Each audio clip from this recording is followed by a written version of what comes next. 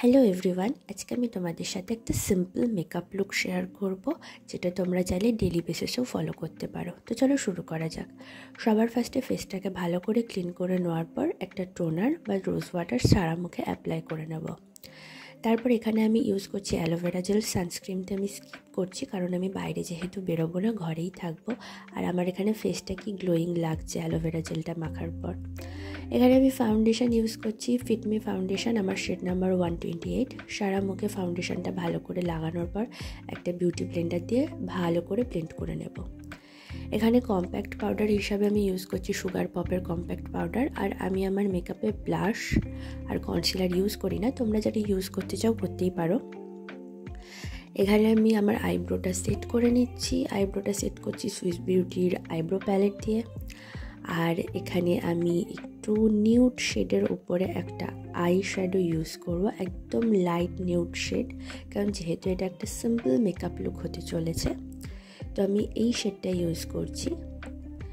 তো এই শেডটা একদম নিউডের ওপরে আছে, আর আমি হাত দিয়ে ইউজ করি, কারণ আমি আই শ্যাডো অত ভালো করে পরতে পারি না, তো আর ব্লেন্ড তো একদমই করতে পারি না, তো সেই কারণে আমি হাত দিয়ে এটা পরি। আর এখানে আমি আইলাইনার পরছি, ল্যাকমির আইলাইনার, একদম সরুভাবে, কারণ যেহেতু এটা সিম্পল মেকআপ লুক হতে চলেছে, তো একদম সরুভাবে আমি এখানে আইলাইনারটা পরে নিলাম। আর আই কর্নারে আমি একটু হাইলাইটার দেব। এই হাইলাইটারটা, আমার হাইলাইটারটার খুব বাজে অবস্থা, তো যাই হোক একটু হালকা করে দিয়ে নেব, তাহলে হাইলাইটারটা আই কর্নারে দিলে না চোখটা অসাধারণ লাগে। তারপর আমি ইউজ করব হোয়াইট কাজল।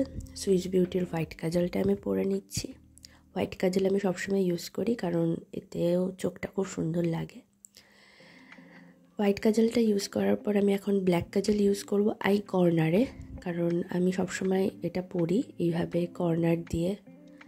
আর আমার এইভাবে কাজল ইউজ করতে খুব ভালো লাগে। তোমরাও জানাবে এইরকমভাবে কাজল পরতে তোমাদের কার ভালো লাগে। আর তোমরা যারা ইউজ করোনি এভাবে কাজল পরে, একবার ট্রাই করতে পারো। এখানে আমি আইল্যাশ কার্লার দিয়ে আমার আইল্যাশগুলোকে একটু কার্ল করে নিলাম।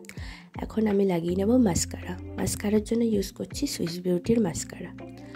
ভালো করে আমি ল্যাশগুলোতে মাস্কারা লাগিয়ে নিলাম। এবার আমি পরব লিপস্টিক।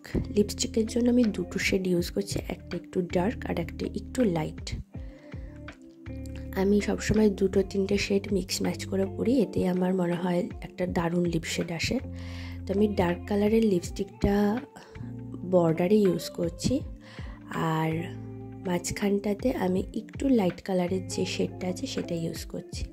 তোমরাও এভাবে লিপস্টিক পরা ট্রাই করতে পারো, আর আমার মনে হয় খুব ভালোই লাগবে। এখানে আমার লিপস্টিক পরা হয়ে গেছে, দেখো একটা কি সুন্দর শেড এসছে। মেকআপটা অলমোস্ট ডান। এবার আমি একটু ইয়াররিং পরে নেব। তো আমার মনে হলো এই লুকটার সাথে এই কানের দুটোই ভালো যাবে, তো আমি এখানে এই কানের দুটো পরে নিলাম।